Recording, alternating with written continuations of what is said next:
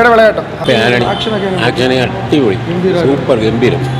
അടിയുടെ പൂരവുമായി നമ്മുടെ പെപ്പയുടെ ചിത്രം കൊണ്ടൽ ഇന്ന് റിലീസായിരിക്കുകയാണ്.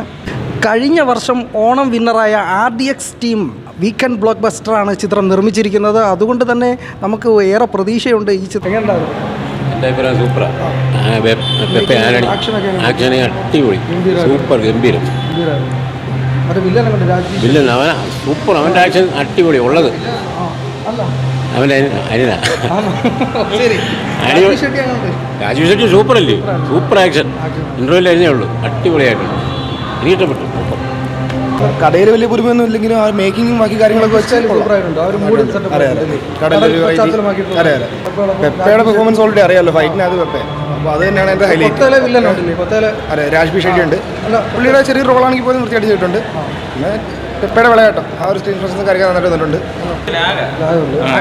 ആക്ഷൻ കുഴപ്പമില്ല, ആക്ഷൻ അടിപൊളിയായിട്ട്.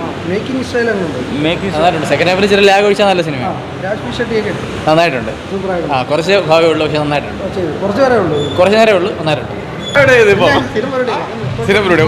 കുഴപ്പമില്ല, കണ്ടോണ്ടിരിക്കുക. അടിപൊളി കൂടാ, അടിപൊളി. ആക്ഷനൊക്കെ കൊള്ളാം.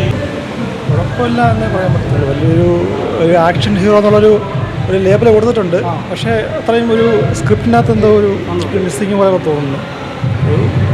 ഒരു ആവറേജ് ഫീൽ ചെയ്യുള്ളൂ. കാരണം ഒരുപാട് എപ്പോഴും ഒരു ആക്ഷൻ പടം എന്ന് പറഞ്ഞാൽ എപ്പോഴും ഒരു ടിപ്പിക്കൽ കഥയായിരിക്കും. അതുകൊണ്ട് ടിപ്പിക്കൽ കഥ പ്രശ്നമല്ല, പക്ഷേ അത് കൂടുതൽ എൻഗേജിങ് ആക്കുന്ന രീതിയിൽ കൊണ്ടുപോകണം. പക്ഷെ അവിടെ എന്തൊക്കെയോ ഒരു മിസ്സിങ് പോലെ ഒരു മാസ് ആക്ഷൻ എന്ന് പറയുമ്പോൾ മാസ്സാണല്ലോ.